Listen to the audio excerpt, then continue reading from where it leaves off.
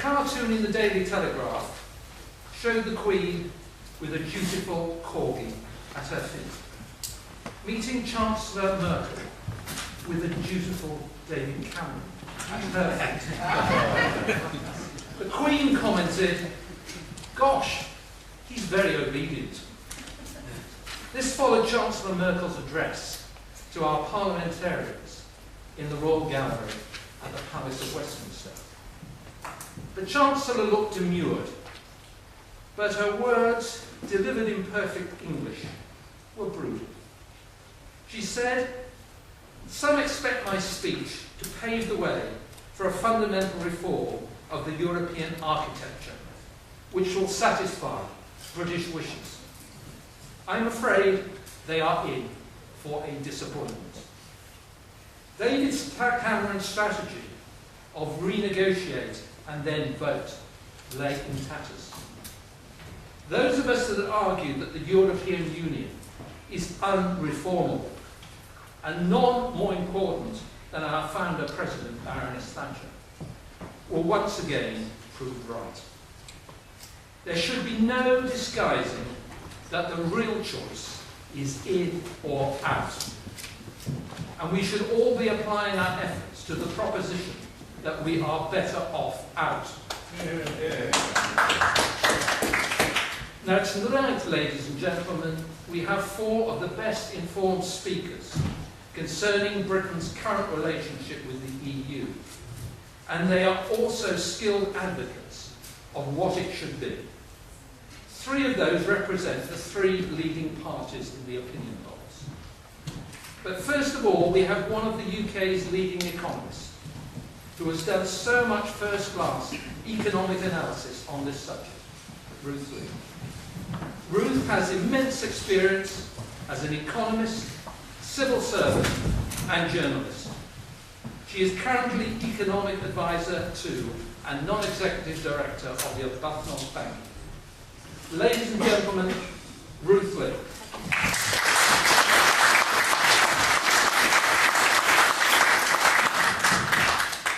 I always feel when I speak to an audience as august as this that I should be standing on my tiptoes so you actually see me.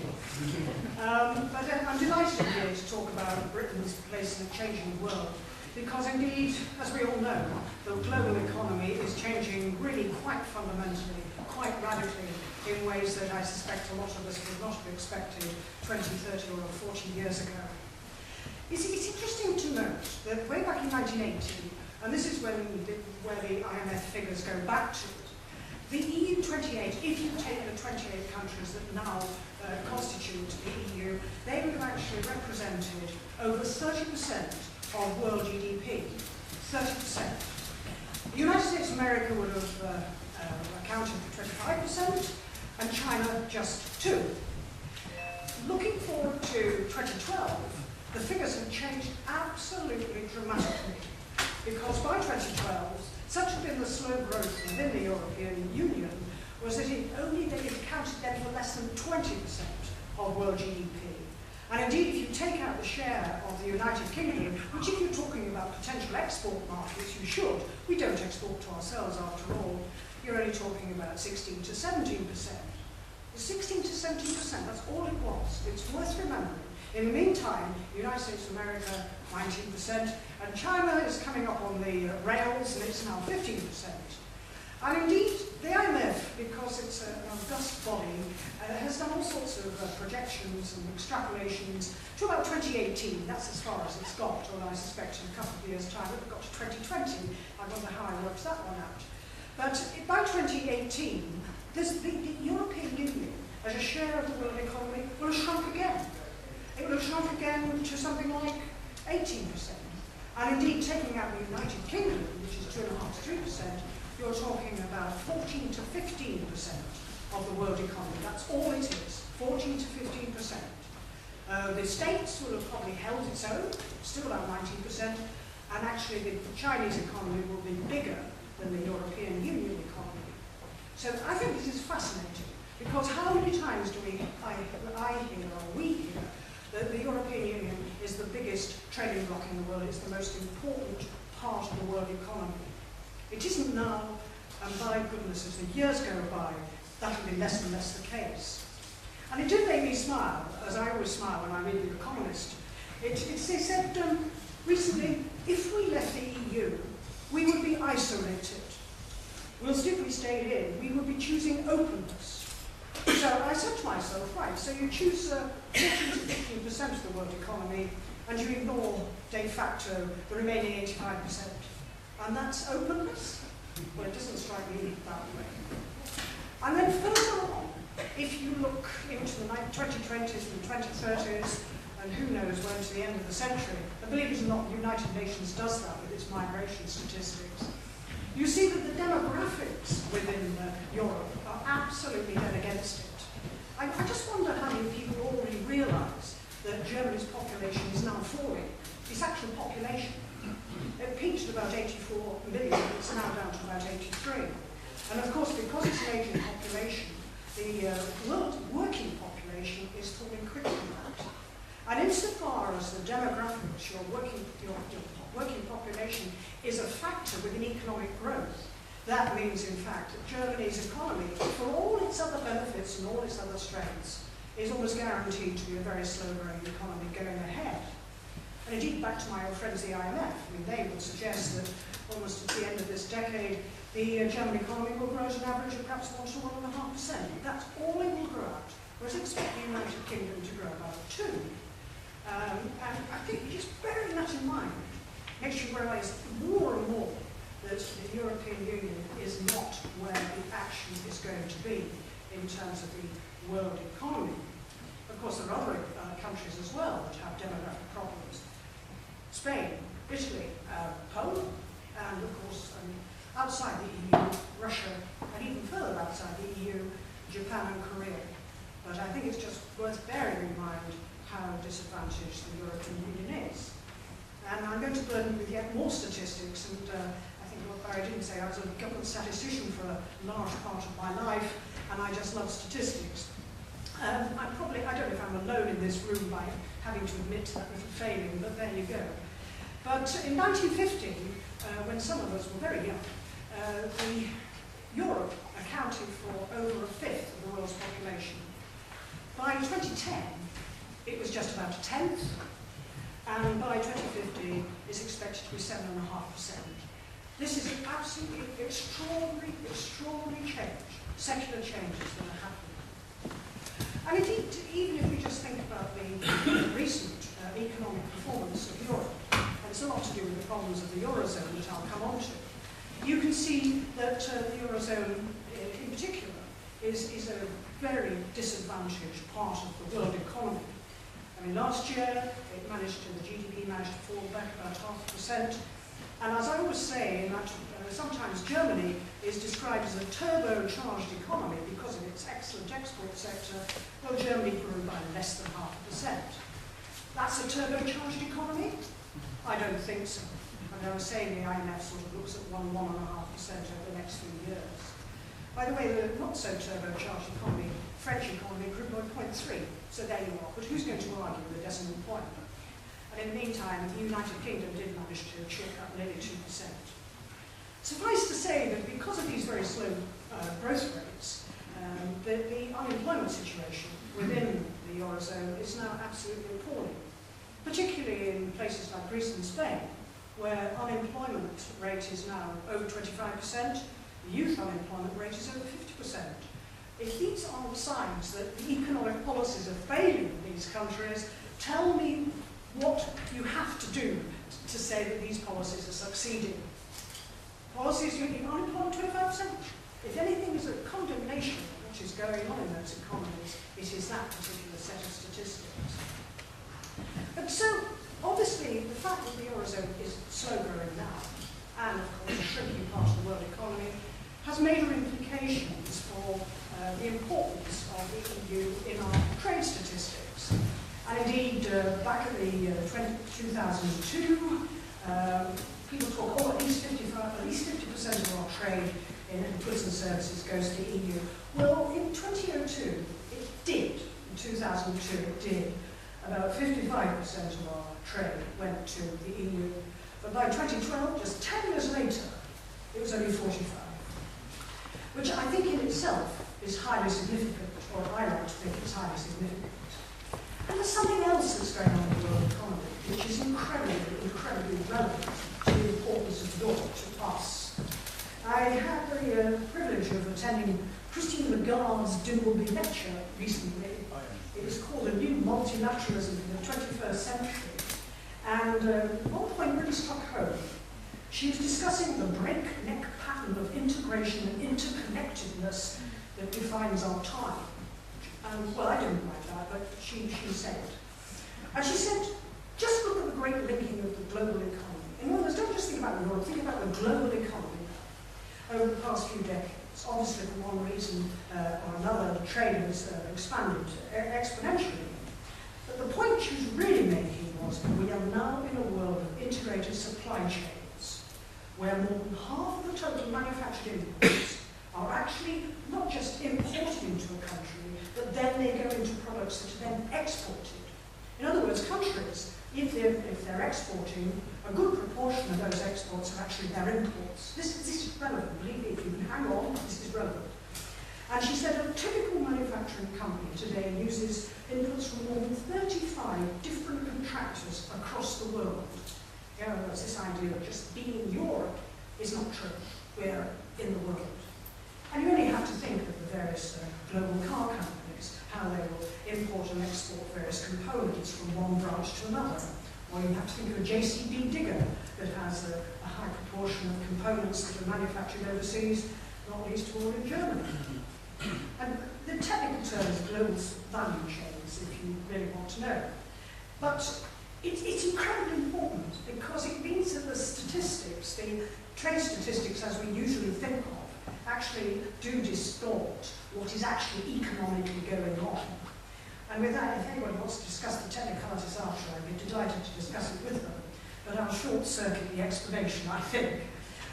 But to cut a very long story short, it means that the general trade figures tend to distort the real trade patterns very considerably. And if you allow for those distortions, Europe becomes even less important to the United Kingdom. So it's no longer even 45% of our exports, it actually drops to 40% of our exports. And I say I'm very delighted to discuss the figures with people if they want to know.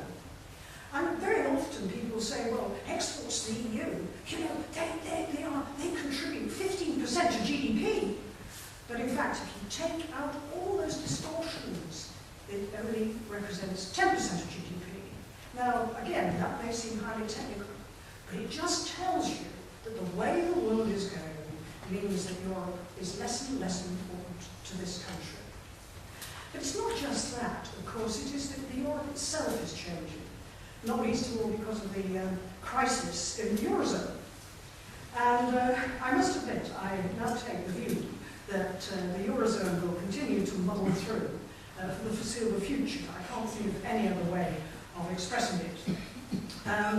In mid-2012, if I'd been standing here, I would have probably said that at least Greece would have left. But then, of course, they got all panic-stricken about contagion, that it might go to Italy and Spain, and who knows, and this might be the end of the whole project. And if the Eurozone started to fall apart, who knows then what other bits of the EU would have fallen apart. And I think that crisis in the middle of 2012 frightened people.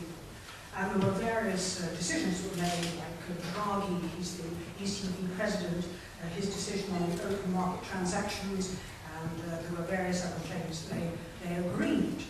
And indeed, it does seem that that existential crisis is now over. And so the thing will just, as they say, muddle along. But muddle along, yes. Solve the problems of the Eurozone, no. I mean, when people talk about, oh, well, we'll need a fiscal union, so there'll be major fiscal transfers from the rich north, i.e. Germany, to the struggling south, for example, Greece or Portugal. No, that's not going to happen. I think the Germans have made it very clear that they've supported the thing, and they do support it. There's no question about that. But they've got to the point where really they say enough financially and no more. And the idea of pooled sovereign debt, which people again, oh, we've got to have pooled sovereign debt to hold us in together. Forget it. No, I think, as far as the Germans are concerned, and after all, they're top dogs now by several miles. If that's not a mixed metaphor, I don't know what is. But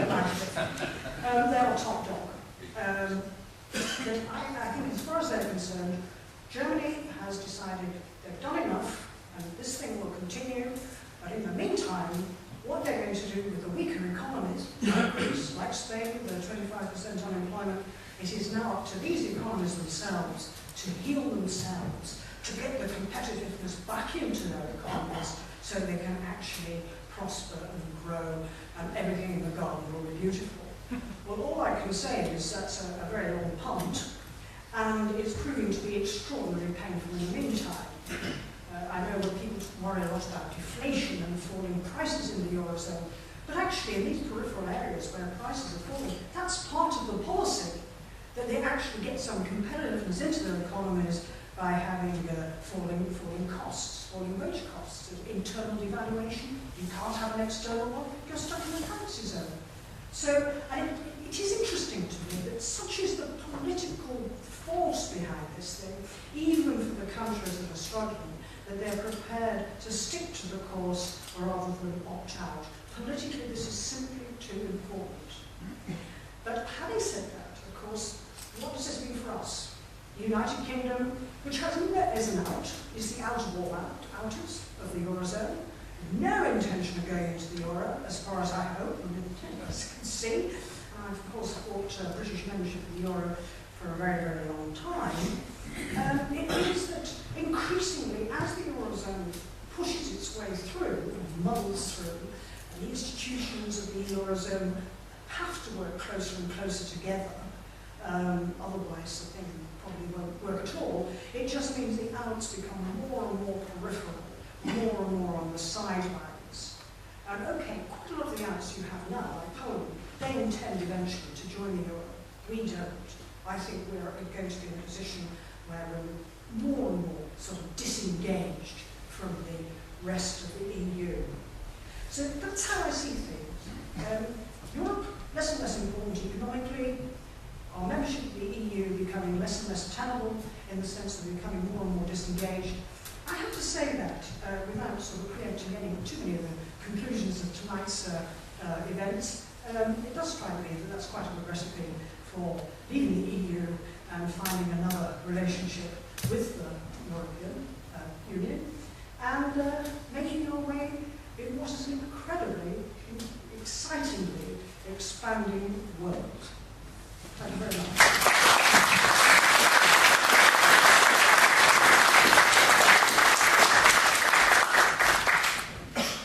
Thank you very much, Ruth. Ladies and gentlemen, it now gives me great pleasure to introduce Mr. John Mills. I suspect there are not too many supporters of the Labour Party in the audience tonight. But what we have in common with John is much more important than party labels. We share a deep concern about the damaging consequences of the euro for millions of people across Europe. Excuse me, I thought I was sorry. We know that the European Union is a destroyer, not a creator of jobs for Britain. We want the British people to be given a referendum so that we can leave the European Union. John is a businessman, and I mean a real businessman. Someone who has built up a business through decades of hard work and commitment. He's the Labour Party's biggest individual donor, and I applaud him for that. It's much better that our political parties are funded by individual donations, rather than those parties just putting their hands deeper into the taxpayers' pockets. It also appears that John's work as Secretary of the Labour Euro Safeguards campaign is bearing fruit, as press reports indicate that Ed Miliband may be about to offer a referendum claim. Ladies and gentlemen, Mr. John Mills.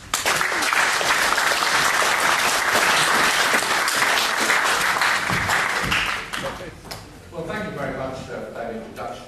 And perhaps I should start by saying that I have got some form on all this. I was the national agent for the national referendum campaign, the No side, in 1975. I've been at all this for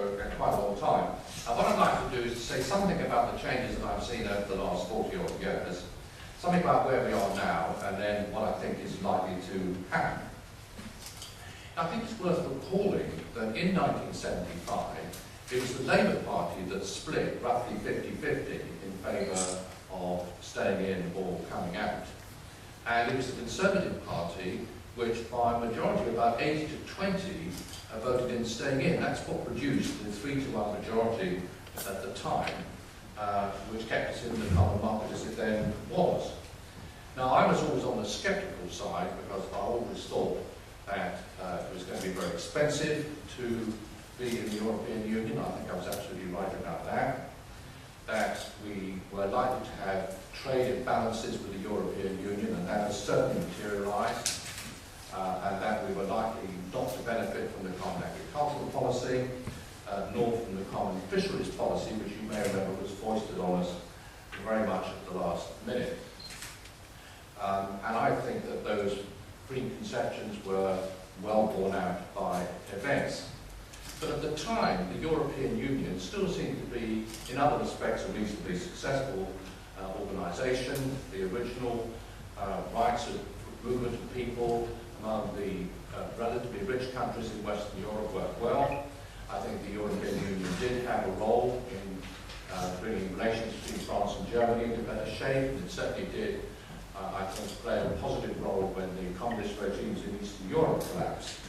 But what's happened over the last decade or two, I think, and this is very much reflected in public opinion, is that not only are those who are sceptical about whether Britain's membership on the terms we've got is a good thing, have now melded into much more general concerns about the European Union as a whole. And now there are really big problems which there weren't in those days, which I must say, I think far the biggest, as Ruth has said, is the Eurozone and the single currency. Although I must say I'm not as optimistic, if that's the right word, as Ruth is about whether it's all going to last. It seems to me there are at least 3 ways in which it might break up, despite everything there is in Europe in terms of political will to keep it going. One is that you might get elections taking place in countries, particularly Greece, but maybe Italy, which produce governments which simply are unable to implement the austerity programs to keep Europe together. The second is that the Germans get fed up with financing it all. And the third is that the markets begin to realise that the only thing really that's holding the Eurozone together at the moment is an absolutely vast and accumulating amount of debt, which sooner or later may become completely insupportable. If any one of those 3 things happens, then the Eurozone is going to be in dark trouble. But it isn't just the Eurozone that's the problem. There's too much centralisation. The Eurozone, I think, by common consent, has overstretched itself. There's too much regulation. There are all sorts of problems about movement of people. As I said earlier on, I think the original conception of having people being able to move around in the European Union between countries of pretty equal standards of living worked well. But when you've got a huge economic gradient, like you have between Western Europe and the countries in Central Europe, with differences in living standards of whatever it is, 4-1 or something, again with Britain against Romania, then the difficulties about mass immigration are a huge problem, which nobody really has got a solution to. And then finally there's democracy. And I think there are 2 rather different parts of that problem. One is that the European Union clearly has a big democratic deficit. Of the 3 really key bodies in the European Union, which are the Commission, the European Central Bank and the Luxembourg Court, absolutely nobody is elected to any of those positions. We've got the European Parliament and the Council of Ministers, but neither of them have really got anything like the leverage that you've got in the national parliament. So there is a big democratic deficit there. But I think there's also a deficit of a rather different kind, which is that the tradition in England particularly, but Britain as a whole, is a very different one with presumptions of innocence in the court, with all the way we tend to run ourselves, with a more adversarial political system, with corpus juris and all this kind of thing. There's a rather different way of looking at democracy in Britain than there is in a lot of the rest of Europe. And I think that's one of the things that grates perhaps more on people in this country than is often realised, and one of the reasons why we're always the outliers in Europe in terms of how much support at bottom we give to it. Now, what is likely to happen over the coming period?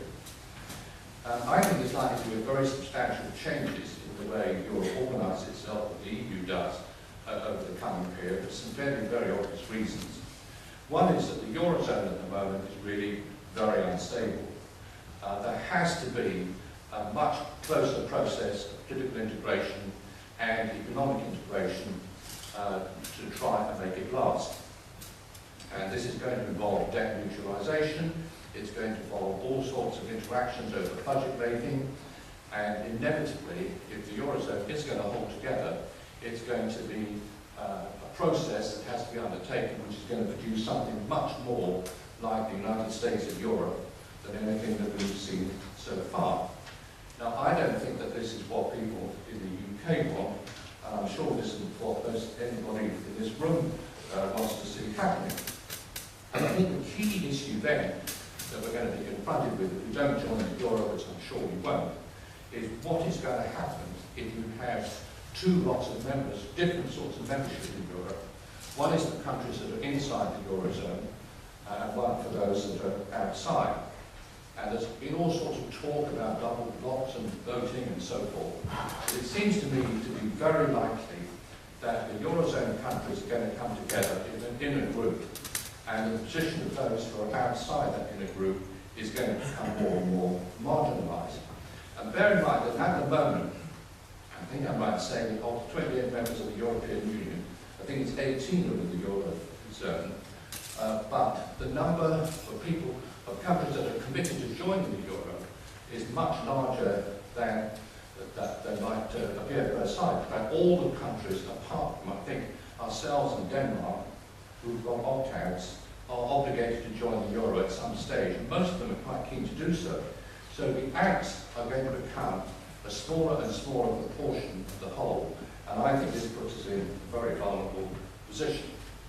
And the whole of the direction of travel of the European Union is in that direction, where most people in this country don't want this at all. They would much prefer to be in a free trade area with as little political integration as possible.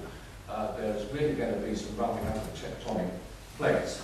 Now, and partly in reaction to this, of course, you've had various promises from David Cameron and others that there's going to be renegotiation. There's a long list of proposals as to how the renegotiation should take place. Some have been produced by the Conservative Party, some elsewhere. But as the Chairman said right at the very beginning, it seems to me that the prospects for these actually getting very far down the track in terms of changing things are not very great.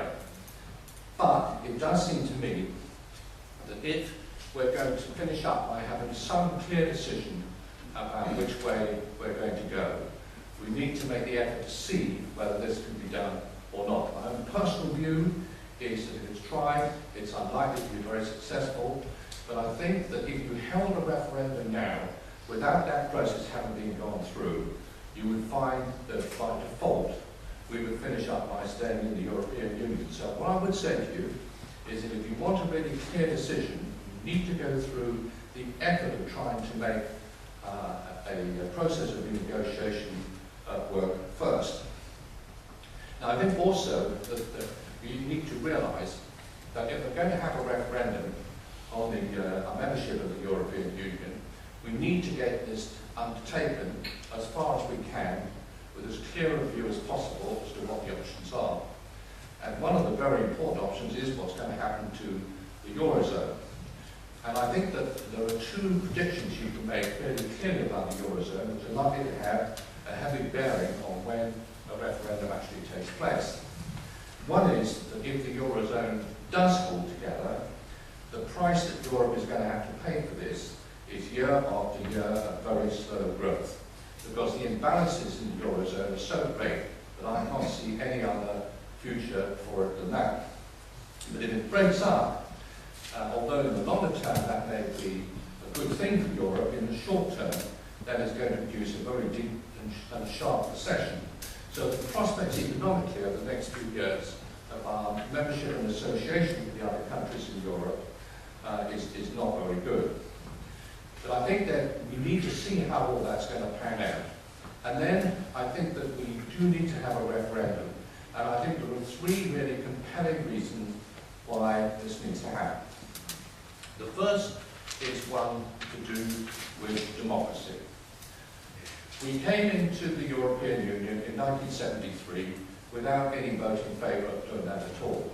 The referendum in 1975 was undertaken after we were already in the European Union. And just to remind you about what happened then, the polls up to about 3 or 4 months before the 1975 referendum were quite strongly anti. And they swung round over the 3 or 4 months until the referendum took place absolutely massively. And part of the reason for this was because of the enormous imbalance there was between the amount of money spent by the pros and the antis. There's been quite a lot of calculations done about how big it was, but it was a disparity of something like 10 to 1. And let me also remind you that in those days, every single newspaper, bar the Daily Worker, if I remember correctly, was in favour of staying in, and so was the BBC, and so was independent television. So there was massive imbalance in the forces on either side, which is likely to be different if we have another referendum. But I do think it says something about how democratic the decision taken in 1975 really was.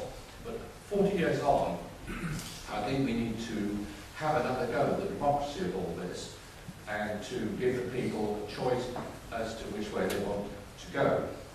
The second reason for this is if we're going to get anywhere with renegotiation at all, then the threat of a referendum or the determination to hold one at the end of the process has to be a really very important part of the bargaining power that we can exercise. So we're going to try and make a go of it by seeing whether we can change the terms back to something which everybody thought they voted for in 1975. We need that. And finally, I think we do need to make up our minds whether we're going to have, whether we're going to make a go of our membership or not. It really isn't a very satisfactory situation for us to be very reluctant members as we are now. If we're going to make up our minds to what our future is going to be, we need to determine whether we think that our best future is going to be outside the European Union, fighting our own battles, or whether we think it's going to be inside. And my view is that if that decision is taken in the very near future, before we've gone through the process I've just described, we'll probably finish up by staying in. But if we go through the processes I've just described, and people find that our partners in Europe are not prepared to make any very realistic changes, that the economy of Europe, as Ruth has described to you, is getting more and more precarious, then I think there is a much higher chance that we'll finish up with a vote that takes Britain out of the EU. That's what I think will probably happen.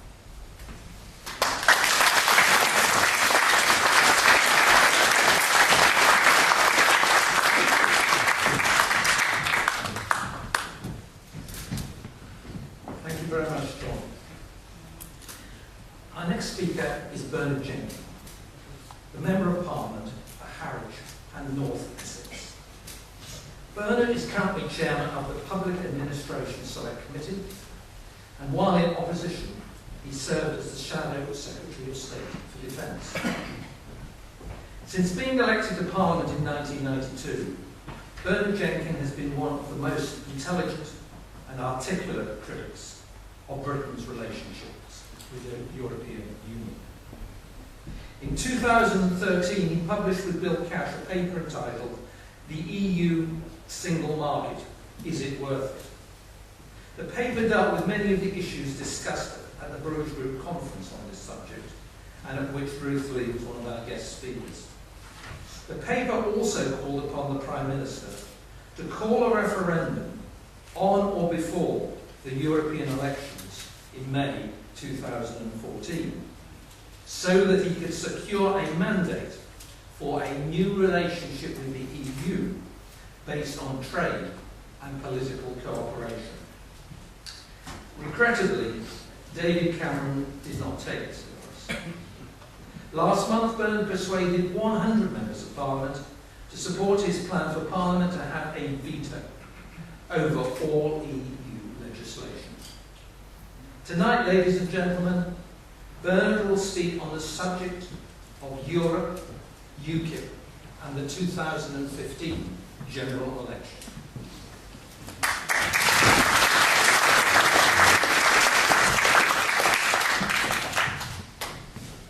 Well, good evening, Barry. Good evening, Ruth. Good evening to our other panel guests. It's an honour to be sharing a platform with you all, and an honour to be sharing a cross-party platform, which is, of course, Euroscepticism is. But it is, of course, the greatest honour to appear in front of this photograph, because the Bruges speech after which this group is named is, in fact, one of the great post-war speeches ever. It's up there with Fulton, Missouri, with Tear Down This Wall, with Ich bin ein Berliner. It is one of the great speeches of our age. And it's worth reading and rereading, because it is both in touch with the pulse of the people that Margaret Thatcher represented as Prime Minister, the British people as a nation, and intellectually tuned in to the issues that faced Europe at that time. And of course it was a shattering speech for the College of Bruges to hear in 1990, and there was a common misconception that Margaret Thatcher lost the leadership of the Conservative Party because she was out of touch, or because she had arisen a poll tax. I mean, there were contributory factors, but the reason that Michael Heseltine moved against and Geoffrey Howe spoke his assassination speech from the back benches was because of Europe. The first line of Michael Heseltine's letter to his constituents after Geoffrey Howe had spoken was, the issue is Europe. And there was a group in the Conservative Party determined to remove her because she was an obstruction to what became the Maastricht Treaty and Monetary Union. And it's her legacy that lives on in the party of which I am still a member. And and it's a legacy that has sown its seed and blossomed in the Conservative Party. I can assure you, ladies and gentlemen, that there are far more people who believe in what Margaret Thatcher believed about the European Union than there were when Barry and I were first elected in 1992. There were only 5 Conservative MPs in that new intake. Another one is here, sitting in the front row. And there were only 5 of us that actually failed to support the Maastricht Treaty from the new intake of about 60 new MPs. Today, well over half the new intake have at some stage expressed their dissatisfaction in the division lobbies about the government's European policy. And of course, that's the people who've stuck their head over the parapet. There are many more. I mean, one lovely conversation I had with quite a senior minister about the letter. He said, "Bernard, I have signed your letter in pectore, in my heart." Because a government minister was unable to sign that letter. And I want to say a bit about Europe, UKIP and the 2015 election, though I don't want to spoil the atmosphere by quite repeating what Bill Cash set out to Nigel Farage at the Conservative Party conference at a fringe meeting last year, in which he did point out that in fact it's Eurosceptic MPs in the Conservative Party who are the people who have really moved the argument about European issues. There may be many people here today who are deeply frustrated about the Conservative Party and who have even left the Conservative Party in a fury about the frustration. But it is in the end, ladies and gentlemen, only the Conservative Party that in the final analysis will deliver a change of relationship in the European Union. It is only the Conservative Party that, for example, managed to get a cut in the European budget. It's the Conservative backbenchers that persuaded the Prime Minister he had to veto the Fiscal Union Treaty. It's the Conservative backbenchers that persuaded David Cameron to commit to a referendum after the next election. And those of you that want a referendum, you're going to have a terrible dilemma when the general election comes. Because if you take your vote away from the Conservative Party and encourage others to do the same, you will be actually delivering a victory to another coalition or to the Labour Party who are not committed to a referendum. I tell you, there's a Lib Lab coalition that they're certainly not for a referendum. And much against what I predicted, there is no sign, absolutely no sign, that the Labour Party is shifting towards a referendum. In fact, I think they are delighting in taking a contrary position for whatever reason. The Labour Party managed, I mean, I don't understand the Labour Party, sorry John about this, but you are the exception that proves the rule. You are a man of principle, shining amongst others on this issue in the Labour Party. And I know there are many others in the Labour Party, Frankfield and Cape Harry, who I've got enormous respect for. But the fact is, the Labour Party is far more in the grip of Europhilia than the Conservative Party. Not quite as much as the Liberal Democrats, who are making a specialism out of it. But that dilemma exists. And I just leave that thought with you. I'm not going to dwell about UKIP and 2015 election, but I just wanted to put that on the record. But I just also wanted to talk about this dilemma that we Eurosceptics inflict upon ourselves. So sometimes we look more like a reenactment of the People's Liberation Front of Judea, the People's Liberation Front in that wonderful film Life of Brian. What unites us, and this is what Bill and I had in our paper that Barry was referring to, is we are all agreed that we want a different relationship with the European Union. And we're all broadly agreed, probably this reflects 60–70% of popular opinion. After all, we joined what we thought was a common market. We joined for the trade and the friendship, and we would like to get back to a common market so that we can have a relationship based on trade and political cooperation, not European Union, not currency union, not an increasingly federalised, centralised United States of Europe. But then we start to go our different ways. There are some who think they can reform the whole of the EU from within. I think Angela Merkel laid out some of the difficulties that option presents. There are some, and I put myself in this category, who recognise that whatever we do, we're going to have to negotiate. We're going to, and the question is, how do we renegotiate a new relationship with our European partners based on a fact, which is most of the countries in the EU are in the euro. We don't want to be in the euro. We're not going to join the euro. If we did join the euro, it would probably wreck it even more quickly than it would wreck itself, because our economy is so different. And we don't want to be in a political union. There would never be, never will ever, I mean, one of the things that David Cameron has done is made sure that were we ever going to be asked to join the euro, it's already in the legislation. There would have to be a referendum. And there's no possibility that the British people would ever vote for that.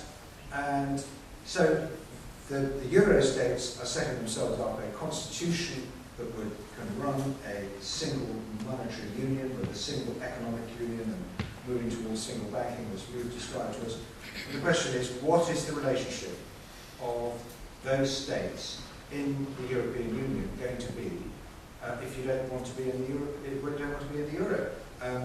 The Commission still regards all the non-euro states in the EU as pre-ins rather than permanent outs, and we may well be the only permanent out if the euro recovers and becomes a success, which in the long term we're not doubt. But the point is, this dilemma has to be resolved. And there's a third category of people, which may represent most in this room, and incidentally, it's a view that Margaret Thatcher never expressed, is that we should just simply leave. Though I always say to those who say we should just leave the European Union, is what do you mean by leave? Because we're not talking about leaving Europe. We're not talking about ceasing our trade with Europe. There's some rather silly Europhiles would have us believe that somehow if we leave the European Union, we just stop trading with the European Union.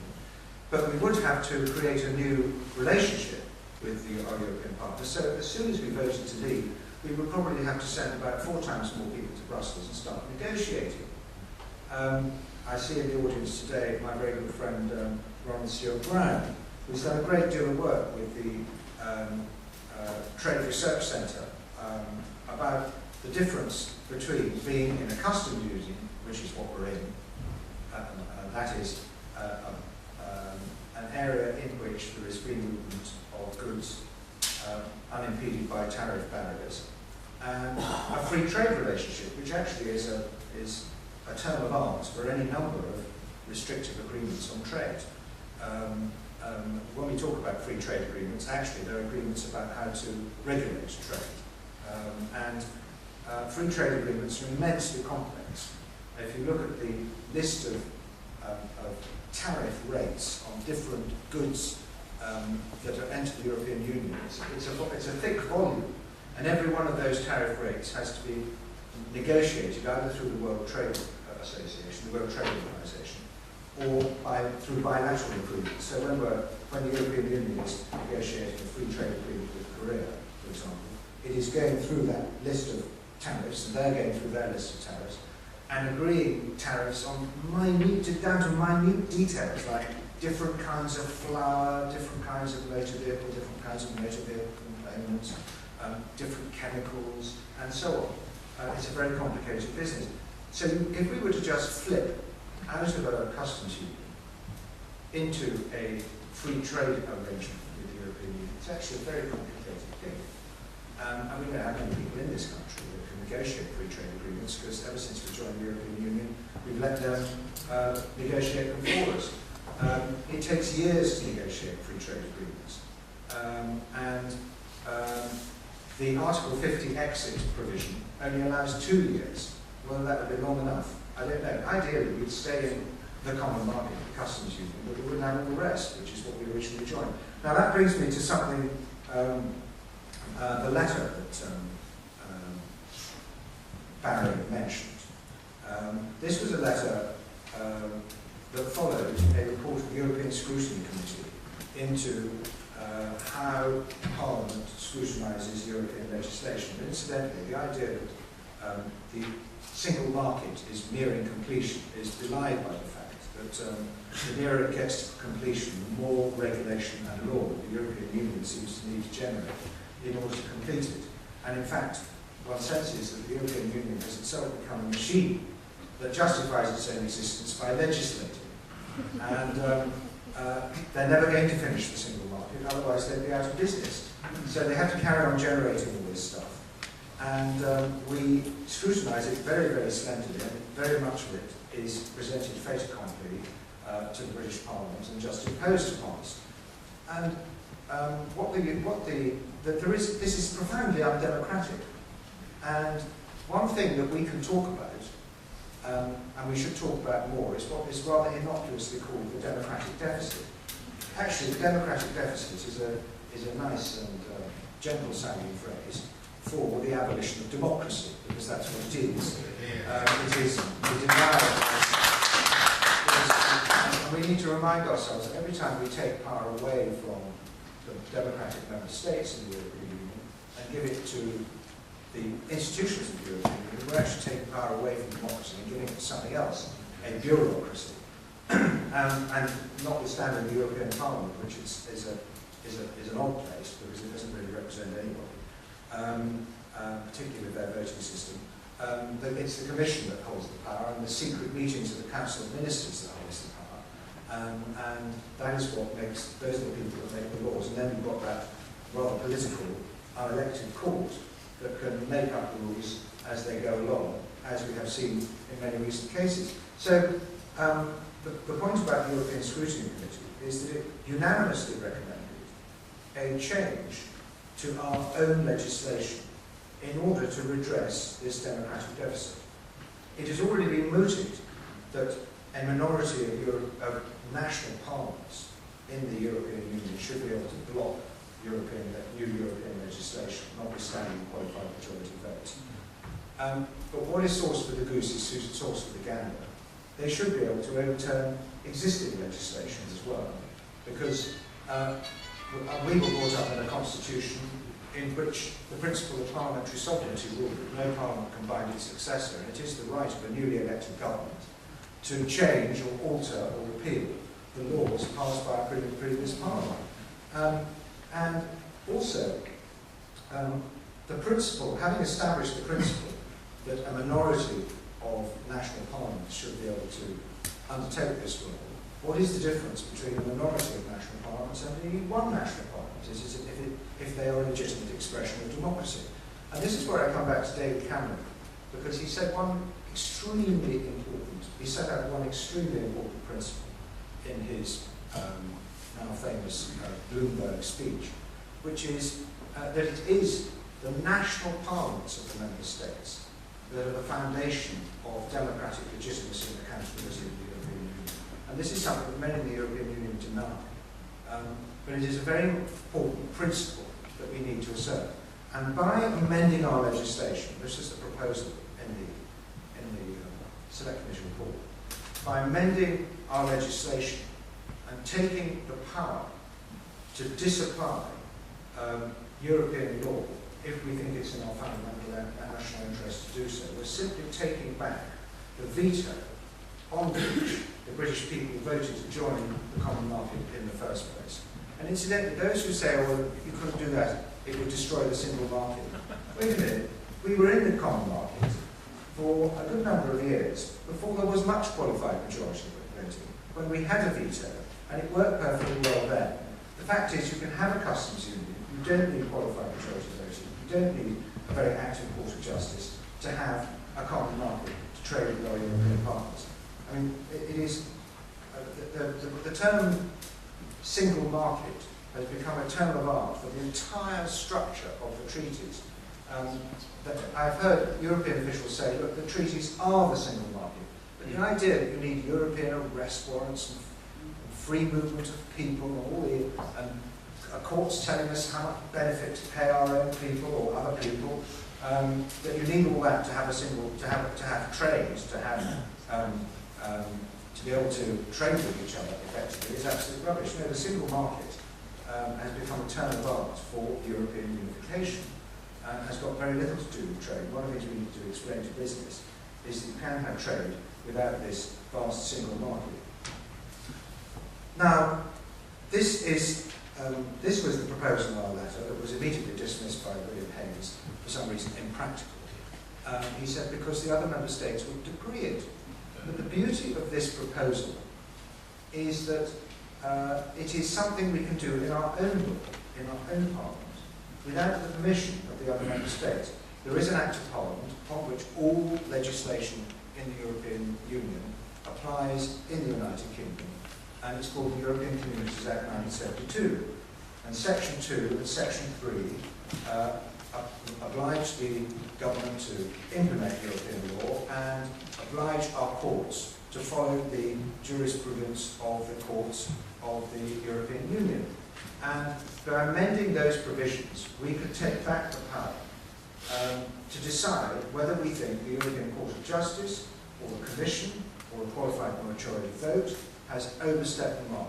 Now, I realise this is very, very far short of what many people in this room want, which is to be shot in the whole thing. But just ask yourself, go back to the beginning of the comments I was making, that we all agree that we want a relationship based on trade and cooperation. And we all agree that to get that productive relationship, whether you're in or out, it's going to require a great deal of negotiation. This is just the start of the renegotiation.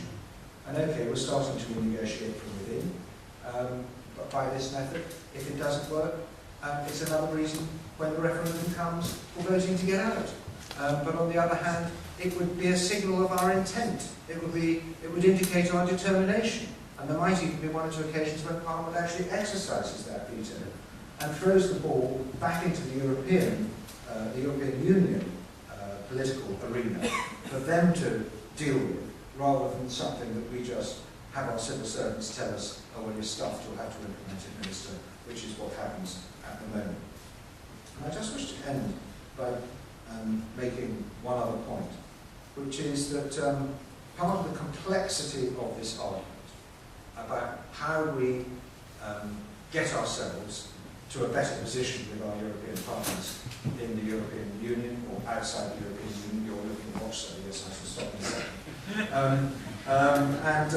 Is the fact that things keep happening. For example, the Mostyn judgment, which showed that the so-called opt-out that Tony Blair thought he negotiated in the Lisbon Treaty turns out to have been null and void. The European Court of Justice has set it aside, and the judge in this case said, as he described how this suite of rights in the fundamental charter, the Charter of the EU Charter of Fundamental Rights, is now directly applicable in United Kingdom law, is a far broader and deeper suite of rights than we signed up to through the Human Rights Act. And this just happened at the stroke of a pen by a judge in the European Court of Justice. Or another court judgment, the Chancellor told us that he was absolutely determined to win a case in the European Court of Justice about the trading of complex financial instruments, derivatives, to you and me. And he, on all 5 counts, he thought we would win, and even the Advocate General in the court recommended that the court uphold the British position. The court unanimously kicked the case into touch and even awarded costs against the British government, which means it's absolutely slam-dunk loss. That is another example of how we're selling the city out, and our greatest generator of tax revenue is gradually being regulated by the European Union, even though most countries in the European Union hardly have any financial services sector.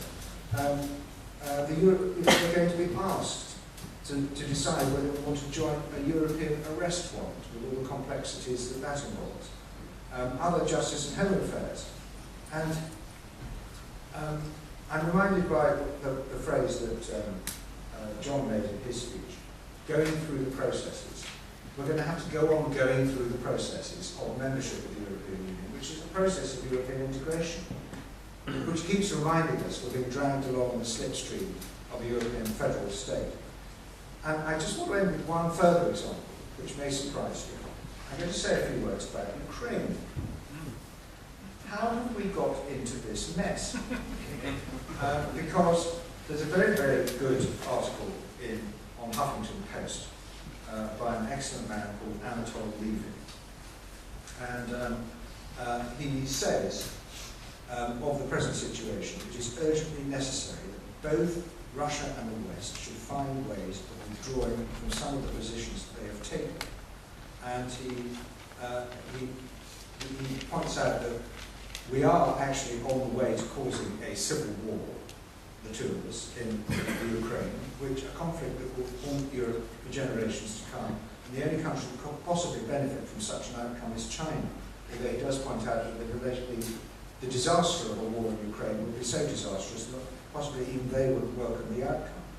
And what we have failed to recognise is that Ukraine's population, as every election has demonstrated ever since they've had elections, their population is deeply divided between pro-Russian and pro-Western sentiments. So the last thing that we should be involved in doing is fomenting that division and driving the population apart, driving one half of the population to the arms of the Russians in an attempt to bring Ukraine into the European orbit.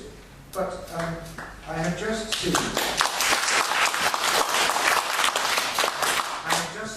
received on my email a brief from a very friendly and benign organisation called Chatham House.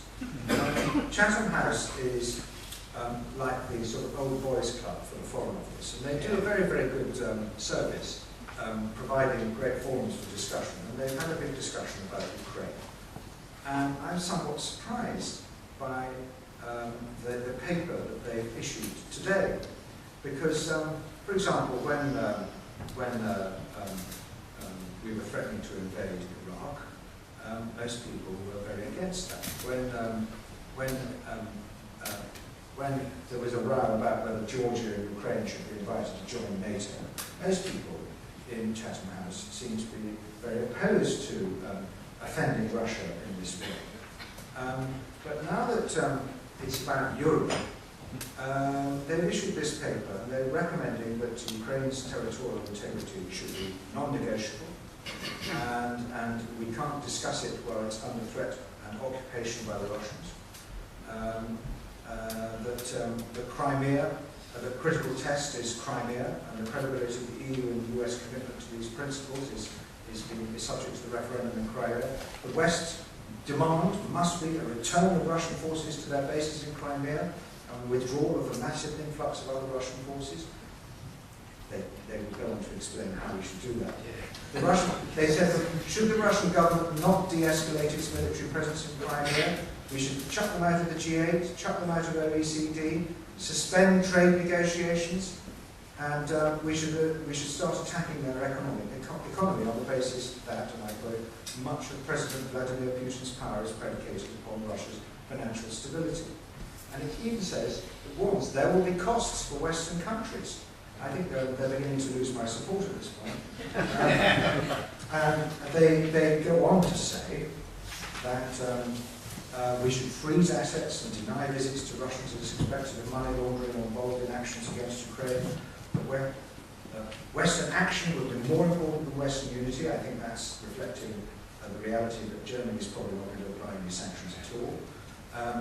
Even though they are the architects of much of this problem that now exists, because they were the strongest advocates of what we must not give up on, they say, which is the EU must not go back on its commitment to the Ukraine, to the association agreement with Ukraine, the conclusion of the agreement and the deep comprehensive free trade agreement, DCFTA, it says, with a newly elected government is essential for Ukraine's future, political as well as economic health.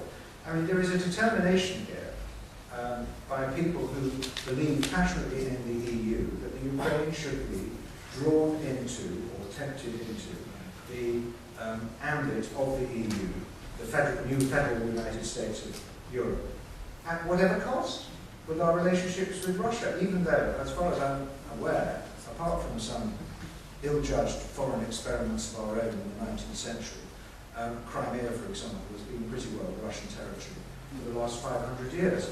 I just wonder, when did Chatham House become sort of Euro-neocon in this way?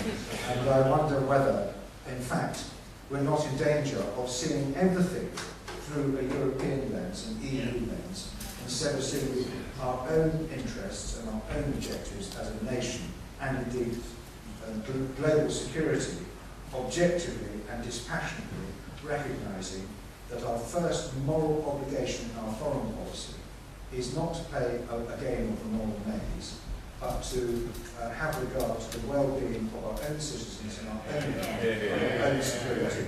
That is the first obligation of any British government.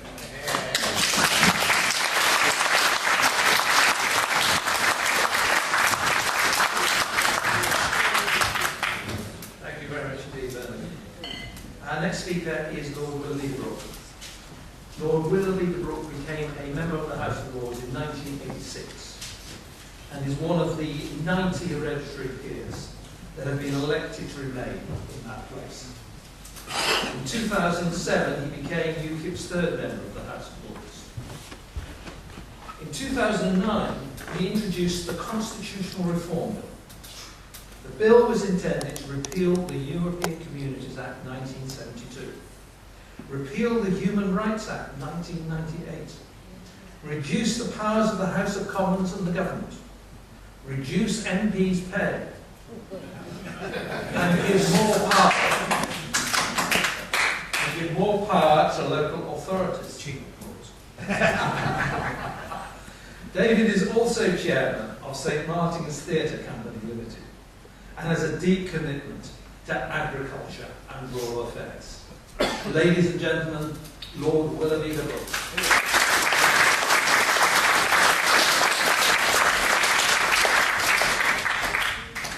Good evening, ladies and gentlemen. I'm very honoured to be part of such a distinguished panel. Looking at the blurb in front of me, Bernard Jenkins, Chairman of the House of Commons Public Administration Committee, MD, interested in foreign affairs, defence, terrorism, security, constitutional trade.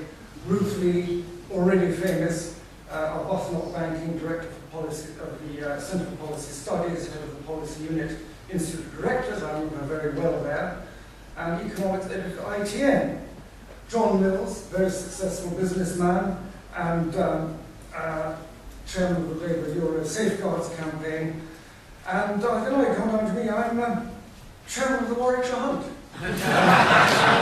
So I'm really among very great people here.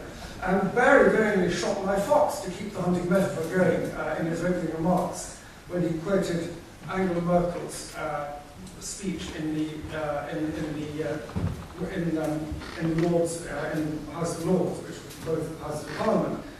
Because I really want to talk about the Conservatives and Cameron's proposal or suggestion or ideas of taking powers back from the European Union.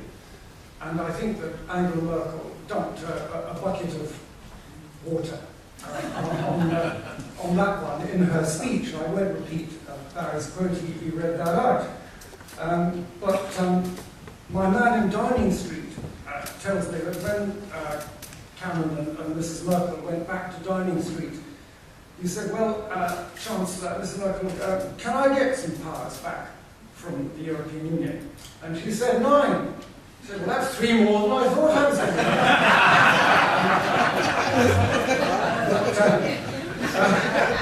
So leaving aside Angela Merkel, only a week earlier than that, the French President, Mr. Hollande, perhaps a bit cheesed off, he'd been given a pub lunch and not had tea with the Queen, also made it absolutely clear that he was not prepared to accelerate treaty change just to suit Mr. Cameron's political timetable. So there we have it. The 2 most powerful countries in the EU are not going to help David Cameron dig himself out of the hole he's dug for himself. They've made that absolutely clear. And now let's just look at a tape from the President of the European Commission, Mr. Barroso. He was barely polite a couple of months ago dismissing the idea of renegotiation. He had this to say: it is difficult or even impossible to go for renegotiation of competences because that means treaty revision, and that means unanimity. I don't believe that will work. I suppose as Mandy Rice Davis said, he would say that, wouldn't he? But I'm grateful to Mr. Barroso for reminding us of something fundamental, a fundamental flaw in the whole Conservative idea of renegotiation. It's not just the Conservatives, I have to say. Under the succession of treaties that our governments have signed, all our governments have signed, there is absolutely no provision in any of the treaties for any return of competencies, that's the EU term, or powers, to be returned from the EU to member states. It simply isn't there. That's not how the EU works. It's not how it was meant to work. The whole idea of the EU is that powers go from national parliaments, member state parliaments, to Brussels, to the Commission. That's what the treaties say. That's what we all signed up to. The government signed up to. So I don't understand why the reformers can't quite grasp that. The acquis communautaire is the acquired field. Competence that have passed Brussels stay with Brussels. There is no mechanism whatsoever, any of the treaties, to get them back. It's always been one-way traffic, and so those are the rules of the game. As Mr. Berlusconi would say, punto basta, that's it, finished. Now, I said I was grateful to Barroso. I've always also been grateful to Viviane Reding, who I call the Commissioner for UKIP. She's been most helpful. She did us all, I think, a great favour about, in January it was, a couple of months ago, in a speech she made in Athens, removing any doubt at all what the aim of the Commission was. Because we said, and this is a quote from her, "We need to build a United States of Europe with the Commission as government." And that's rather like telling reformers that a child, there is no Father Christmas. And it's the end of the road. She did even better on a recent visit to Britain, I think it was last week, or just the week before, when she reminded us, she was kind enough to remind us, because some of us have been saying this for a long time, that 70% of UK law is actually made in Brussels. She's such a spoiled sport, isn't she? She really had her for our UKIP conference. It would have been absolutely wonderful. So how many forms of no reform do the renegotiators not grasp? Do they really, truly believe that France will allow us to somehow back out of the Working Time Directive? Do they think that any of the 27 nation states will allow us to back out of the EU Emissions Directive? Do they think that Spain will suddenly magically decide to give us back the rights which has won so hardly to fish in our waters? Those questions answer themselves. Well, of course they won't. It's delusional to think that they will. So I think renegotiation, any sort of negotiation, is a non-starter.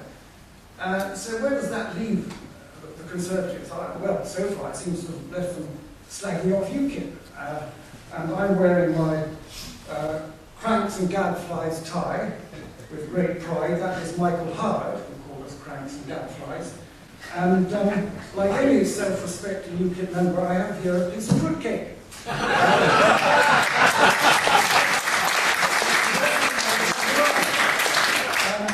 And I will present that to Bernard Jenkins to give to Mr. Cameron.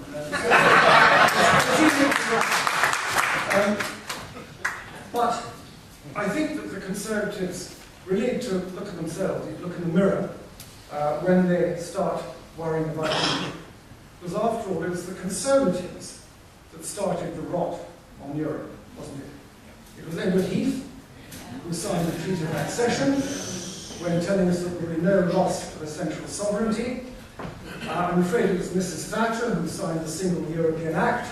And I know definitely that she deeply regretted that, bitterly regretted that later on. It was John Major who pushed through the Maastricht Treaty, and here I pay great tribute to Bernard Jenkins, who I know was a rebel then. It was very, very difficult for any of the rebels, and Barry Legg as well, very difficult for them to do that. So I salute those, but the fact is that it was the Conservative Party that pushed through the Maastricht Treaty. And of course it was David Cameron who promised us a cast-iron promise, wasn't it,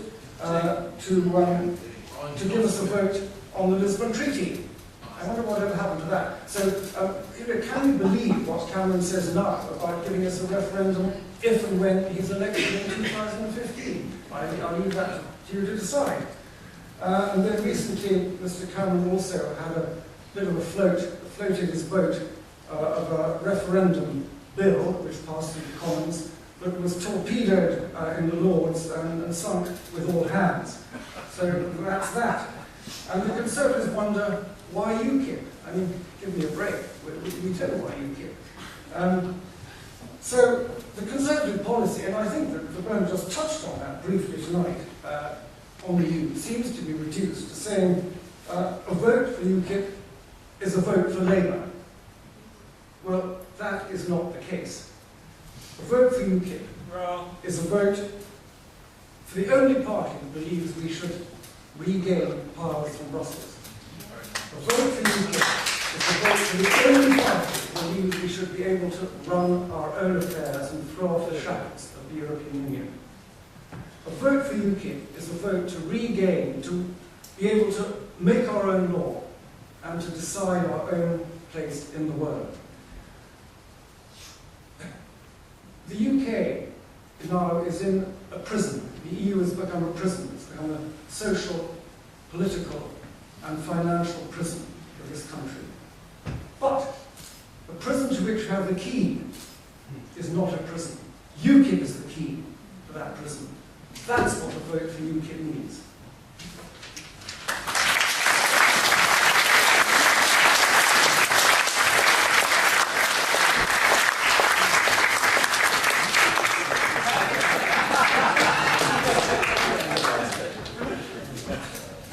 Thank you very much indeed for your contribution.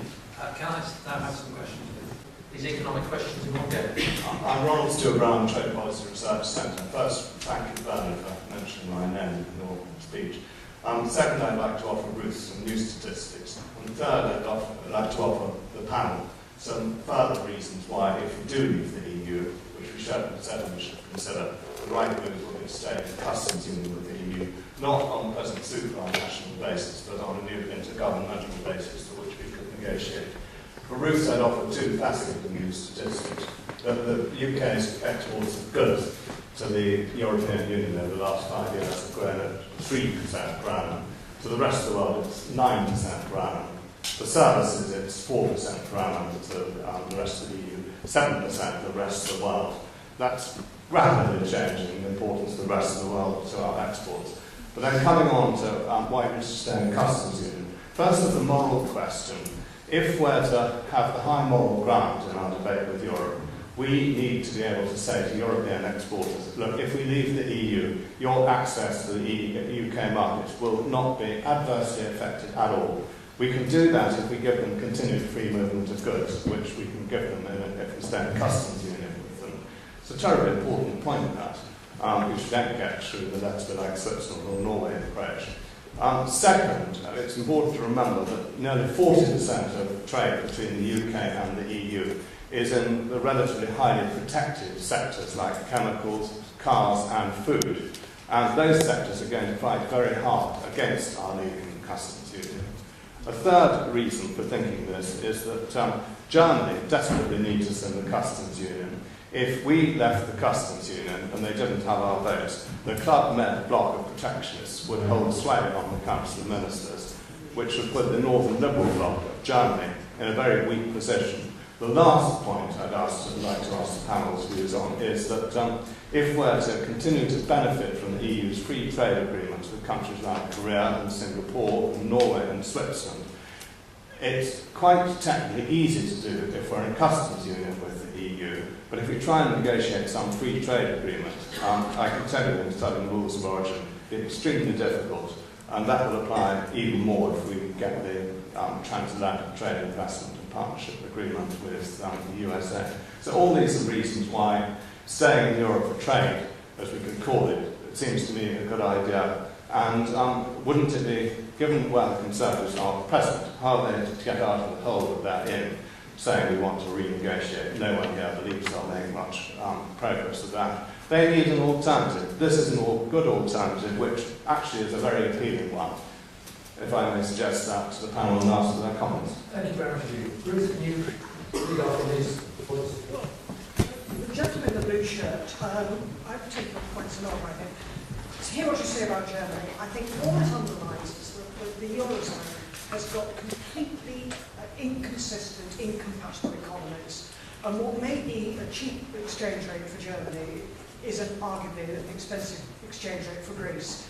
And every statistic you look at of the various countries and members of the Eurozone, they're all doing very, very differently. We know that. And I refer to the unemployment rates in Greece and Spain, which are indicative of their particular economic problems.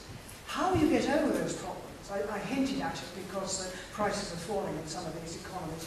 They're going to have this painful experience of internal devaluation in order to get themselves more competitive with Germany. But you just put your finger on what is the fundamental problem to me, or one of the fundamental problems of the Eurozone.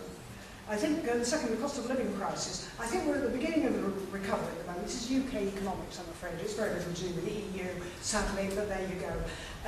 I think as the economy grows, then actually you'll find that earnings will start to pick up. Earnings growth at the moment is over 1%. Price inflation 2%. Price inflation will stay fairly low. Commodity prices are easing, provided there's not some great blow-up in Ukraine, I hasten to add. If that is the case, as the economy goes on, the cost of living crisis will essentially evaporate.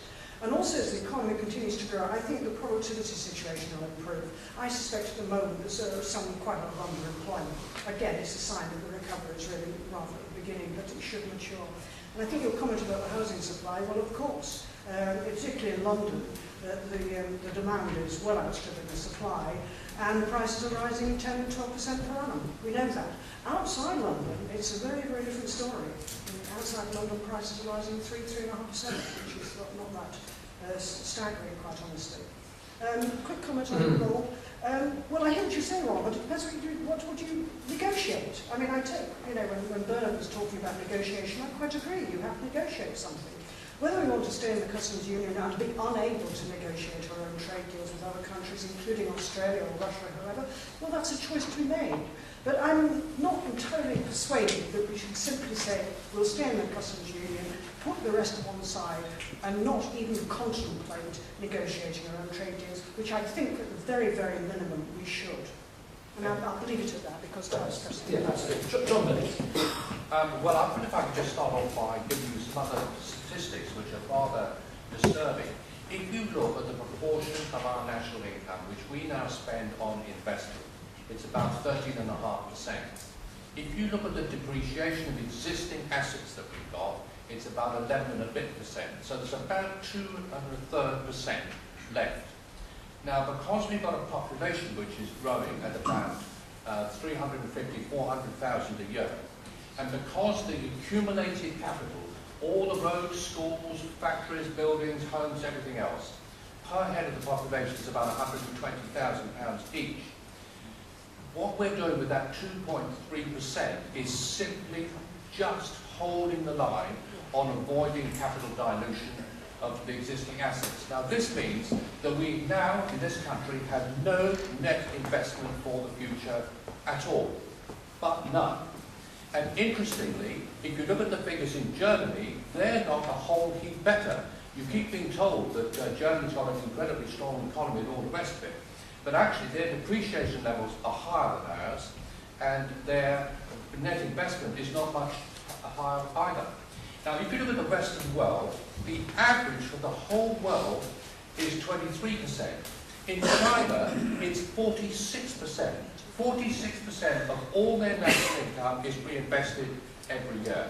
So when you talk about what's going to happen in the future, what changes are going to be, don't forget these figures. Now, let me come back immediately then to answering your question. On Germany, I think the Deutsche Mark is grossly undervalued in relation to the other currencies, and I think this is one of the major reasons why the Eurozone is so unstable. On the cost of living and migration, yes, I think this has got a lot to do with it, and I think if the British economy does recover substantially, although I'm doubtful whether it will, and the rest of the Eurozone doesn't, it seems to me that they're bound there to get more migration here, which is going to cause a major problem. On homes and prices, I mean, one of the problems we've got is we're not investing nearly enough in new homes. And the reason why prices are going up on homes, particularly in the southeast, is because there's a desperate shortage of homes of all sorts. And the only way of solving that problem is to build more housing. And finally, on the productivity point, I mean, I think the reality is it's because the investment is so low in this country that there's got no productivity growth. All of productivity, ever since the Industrial Revolution started, was the application of machinery and labour to produce goods of all sorts with more success and less inputs in relation to outputs. Once you stop investing, that stops happening. That's why productivity is ground to a halt. Sorry? Can I just make two very brief points? The first about immigration. We've just seen the government's target for net immigration, which is a rather artificial figure, being thrown off course because of a big surge in EU immigration. And personally, I think a measure of immigration has always benefited our economy and our culture and our country. But I think the crucial thing about immigration is that we should be able to control it, and your democratically elected politicians should be held accountable for it. We can't do that because of this doctrine of the free movement of people. But the point I want to make here is, because our economy is now growing at 2–2.5%, and much of Europe, particularly the poorer countries of Europe, their economies are still in decline. we are going to be a magnet for further immigration from the EU. It's just night follows day. People are going to come here looking for work. And there's nothing we can do about it, apart from try to justify it or say that we can't do anything about it. I think that what is going to toxify this argument about immigration is we can't have... The BBC is trying to have this argument about whether immigration is a good thing or a bad thing. They completely ignore the point that there's a large proportion that we simply can't control at all. And that's the issue we should be discussing. And on the question of energy costs, this is one of the things I'm really confused that I don't know why there isn't a much bigger outcry about this. We have the most expensive energy in Europe. Industry is by far paying the highest costs in Europe. And what is driving up costs, energy costs in our country, is EU emissions targets and alternative energy costs. And everyone says, well then why isn't it higher in Europe? Well, they're not applying the targets as rigorously as we are. I can assure you, when you ask civil servants and ministers, why are we doing this that's putting up energy costs, they'll say, oh, it's EU directives, it's EU rules. And it's an example of how we punish ourselves with this EU stuff, when the other lot are still breaking the rules. And I don't know why industry hasn't woken up to how it's killing our industry. It's killing aluminium smelting, steel industry, potteries, ceramics, cement. These are all very high intensive plastics, chemicals, intensively energy intensive industries, and we're absolutely hammering. Why is the refinery closed up at Grangemouth? Why the refinery down at why are these plants closing? It's because of energy costs and it's because of the European Union. Well, thank you for that publicity slot for the next group meeting, because it's going to be about energy. And we're going to have Chris Cho, not Bernard Jenkins, Chris Cho, Roger Helmer, and Graham Stringer there. So we'll have a really good opportunity to have a thorough discussion.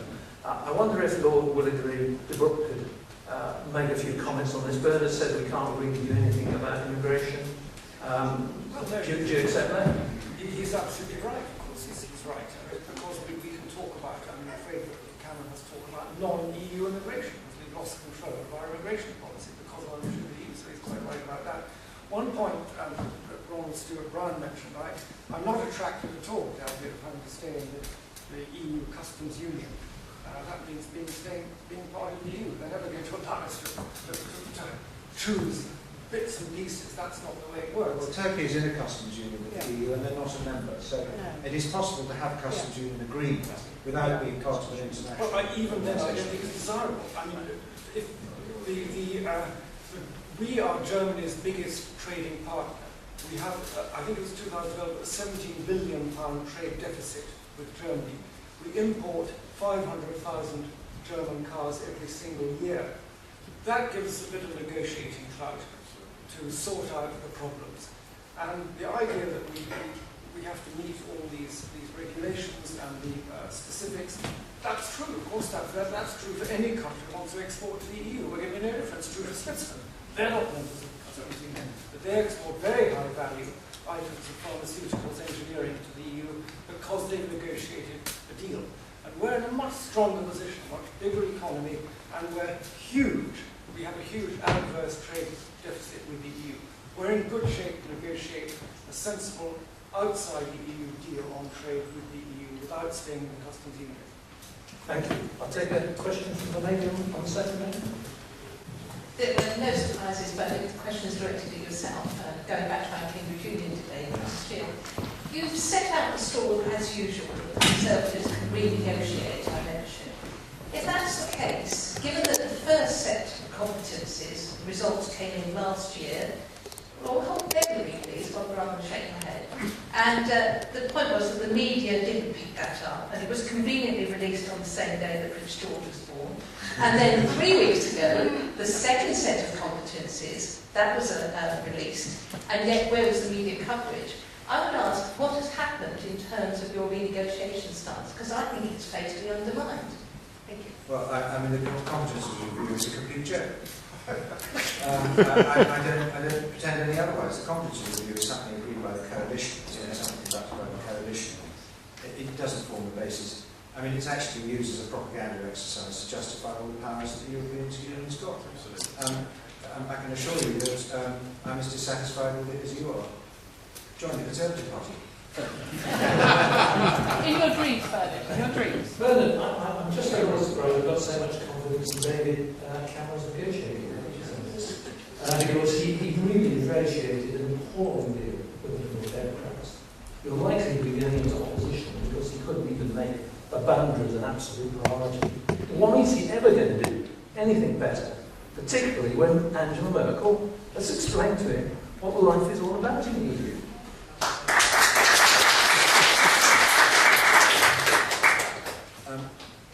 Look at what he's promised. We're going to have a referendum, and I think, unless he wants to completely split the Conservative Party, as you know, the idea that he's going to negotiate a little face-saving deal and then campaign to keep us in, that will completely split the Conservative Party. That will not be what he does.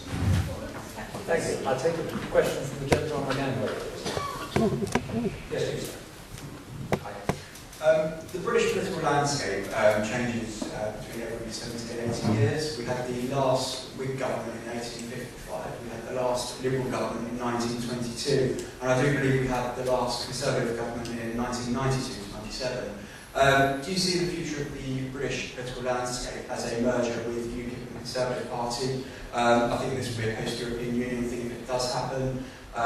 We need a sensible government to run off the party. The Conservative Party is not that, it's too toxic up north, and we will make the break.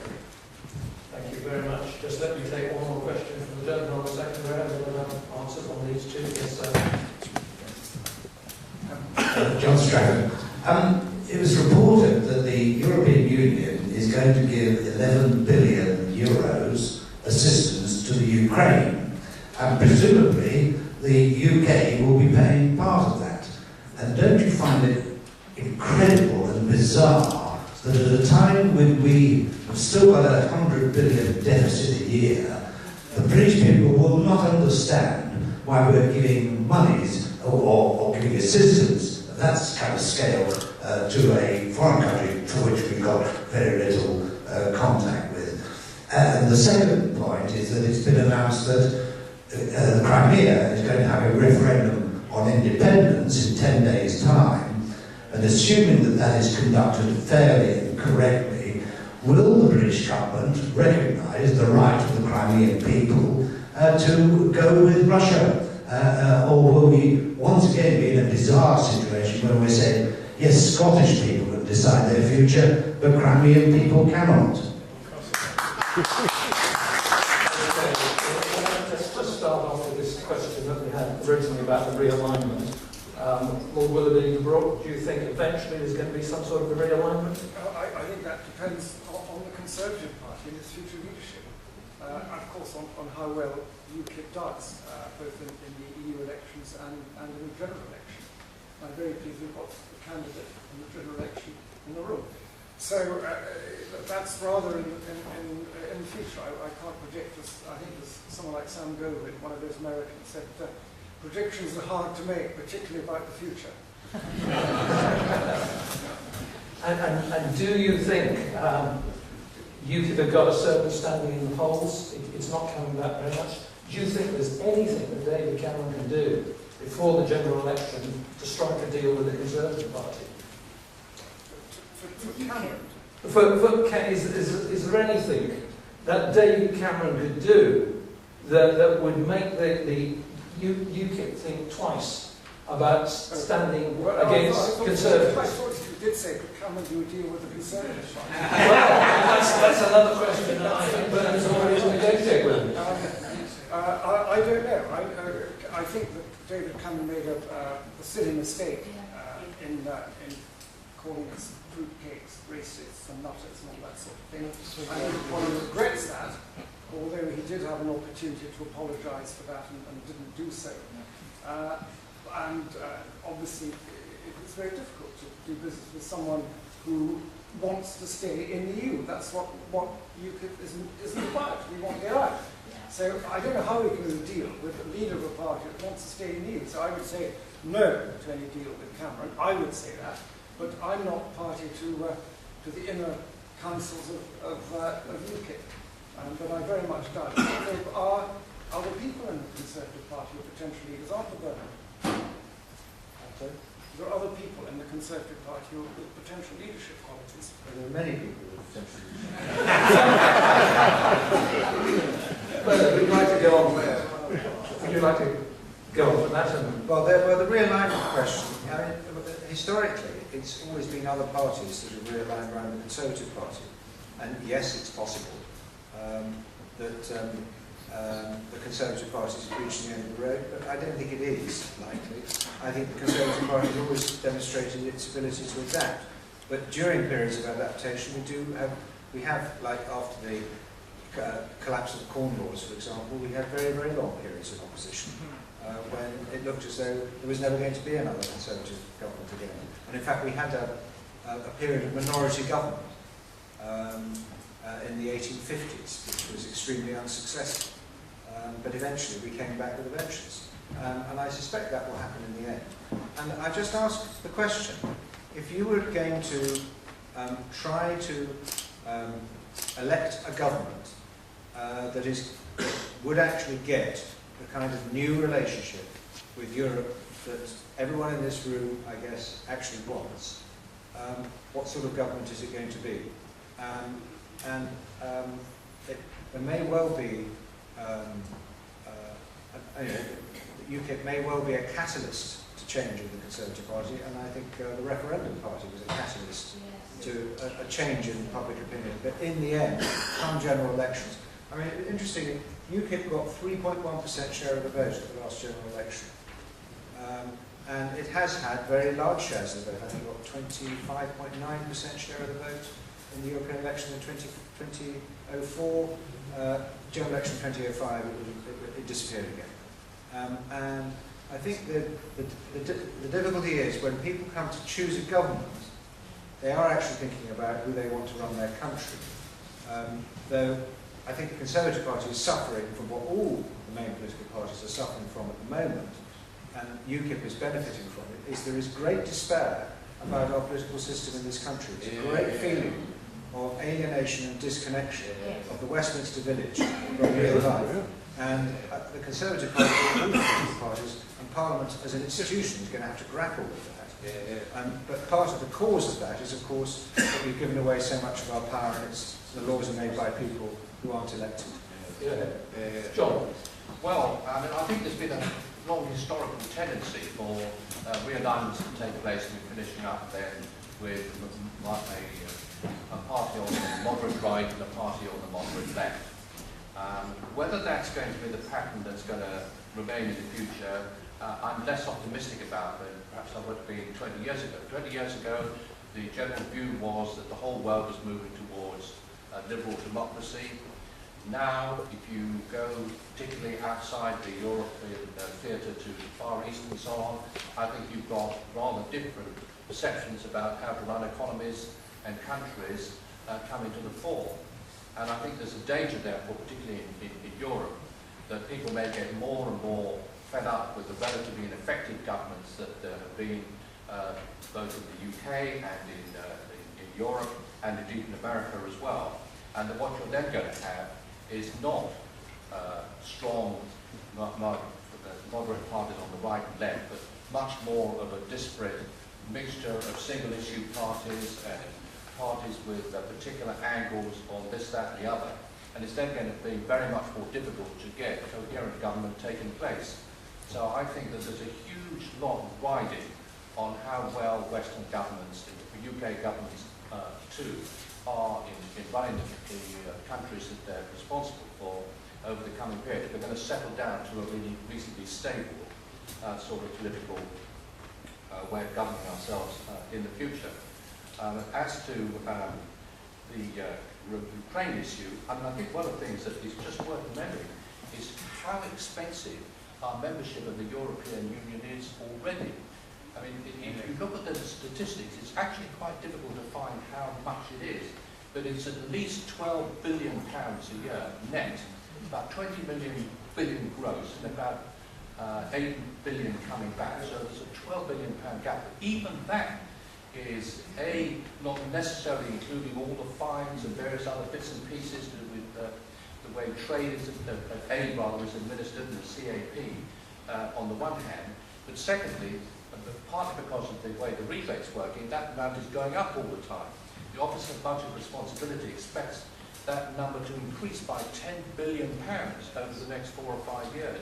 So whether we really want to add a whole lot of extra money to the Ukraine on top of that huge net burden that's already bearing, seems to me to be rather doubtful. I wonder if Ruth could just comment on the Ukraine from the point of view of her expertise. I hear what John says, and I mean, we all know that our membership of the EU is a very bad deal. It's not value for money, to use that favourite phrase. But if I really want to cheer you up, last year I think the Commission overspent by about €20 billion, and they're going to ask for £2.5 billion from us. That's to wreck your evening. Thank you very much. Okay, I'm going to take a final question, and it's going to be from a gentleman from the press, sitting in the middle there. Used a medical discourse for the Daily Express online. I just wanted to ask a couple of points. Both, you said that it's actually the Conservative Party's backbenchers which are driving this sort of anti-Europeanism forward. But do you honestly think that David Cameron would commit to having a referendum wasn't for Roger UKIP? I'd like to ask a gentleman from UKIP, do you not think you've got unrealistic expectations about David Cameron? He's in a coalition with Liberal Democrats. He was going to have to keep weighing on certain things coming into this coalition. It was either a coalition with the Lib Dems or a minority government or with Labour. I think out of them. I guess one of the Lib Dems was the most likely. So do you not think you've got unrealistic expectations of what David Cameron actually achieved? Do you want to start? Well, I just asked the question, how many UKIP MPs were in the House of Commons who voted for a referendum? The motion came before House of Commons. None. The Conservative Party persuaded David Cameron that he needed to have a referendum, and I think that, I'm afraid I don't think UKIP had anything to do with it. Thank you, Bert. Lord Woodley, Yes, well, do we have too high expectations of David Cameron? That's, I don't want to be offensive. I don't think we have. But I know that without wishing to be difficult, a lot of Conservatives hope for much better from David Cameron. I think everyone was disappointed and surprised that with Gordon Brown as Prime Minister, with an open go at the general election, he still couldn't win the general election. So I think that the Conservatives have a real problem with a leader like David Cameron to win the election. Never mind UKIP, I just think that it's difficult for them. So I was UKIP long before the election, so I have no expectations at all of David Cameron. And our role has been to stiffen the other parts of the Conservative Party up and perhaps see if we can achieve something through them, maybe with them in the future, but certainly not with David Cameron, and he's a busted flush, isn't he? Well, ladies and gentlemen, I think the time has come to actually thank our panel for the tremendous speeches they made tonight and the very intelligent way they've handled a whole variety of questions.